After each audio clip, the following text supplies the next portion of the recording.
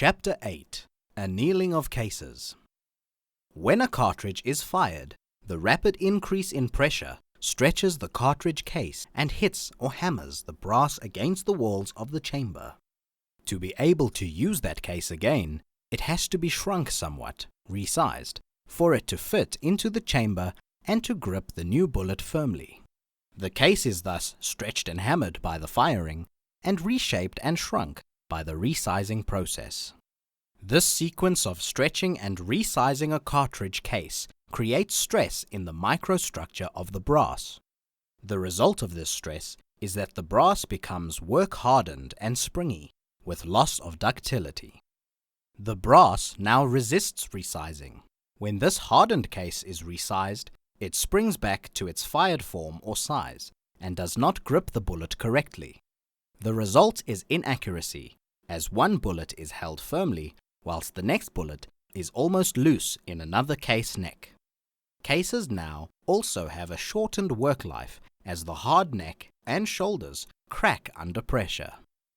Heating cases can reverse work hardening completely and make brass flexible and able to reform.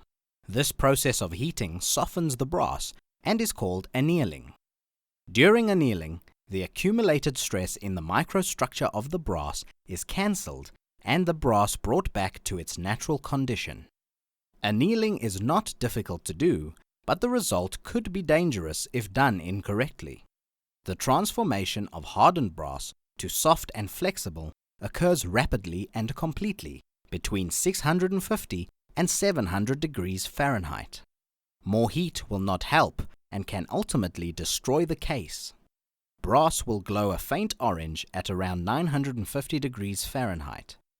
At this temperature, the brass gets too soft forever, and the process cannot be reversed. The damage will be permanent, the case will be unsafe to use, and it has to be discarded. This implies that you should never use the annealing technique where the case neck is heated to glow cherry red, as it will definitely make the case neck too soft and ruin it forever. The same holds true for the method of holding a case between your fingers until it becomes too hot to hold. During the process, your fingers will lose sensitivity and the control of the process will be poor.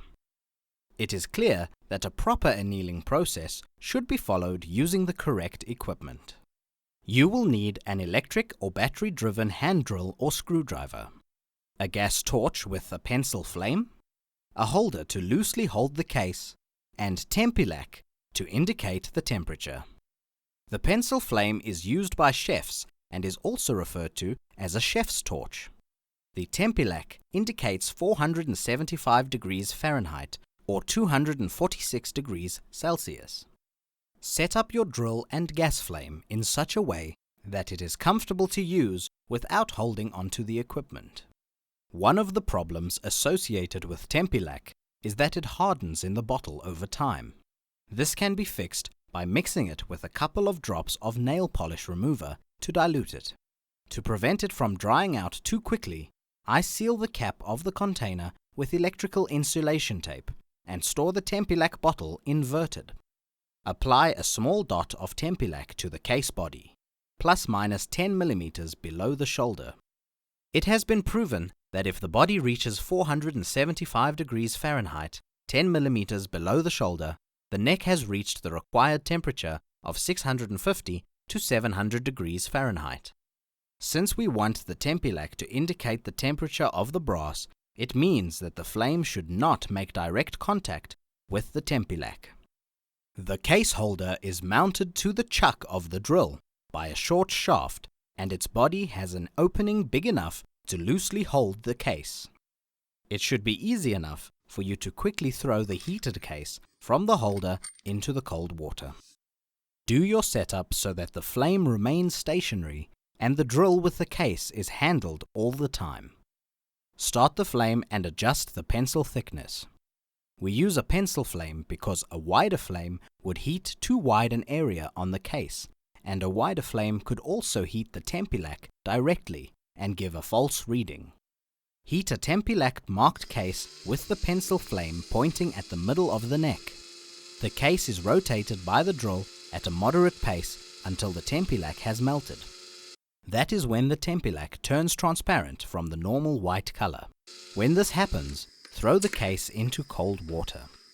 This cooling prevents the spread of heat down the body of the case and prevents annealing of the whole body. Please remember that we only want to soften the shoulder and neck area of the case to facilitate resizing, to help prolong case life and to ensure constant bullet neck tension. The rest of the case body must stay strong enough to contain the pressures during firing. Please note that visible discoloration due to heating is not easily detected on dirty cases. We will see just now how easy it is to see on clean and new cases. On cases cleaned with Mamba soap, the spread of discoloration on the case is clearly seen. When the discoloration passes the shoulder, the Tempilac starts to melt.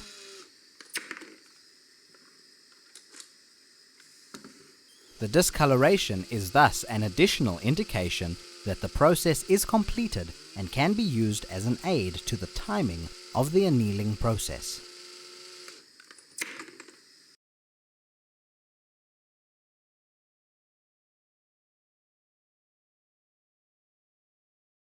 Discoloration on new cases can also be easily seen, just like on cases cleaned with Mamba soap. I normally calculate the average time it takes to anneal 5 Tempilac marked cases, and use this to time for annealing the rest of the cases. As a general rule of thumb, cases should be annealed every third time that it is reloaded. For the sake of uniformity, I anneal fired cases each and every time I reload them. I always anneal all new cases to ensure they are uniform and constant.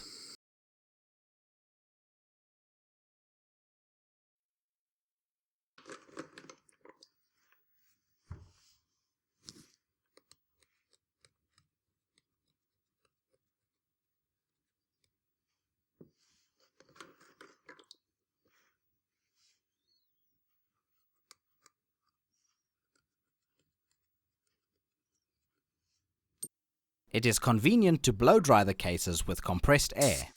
Leave the cases out for a day or so to ensure that they are completely dry before reloading.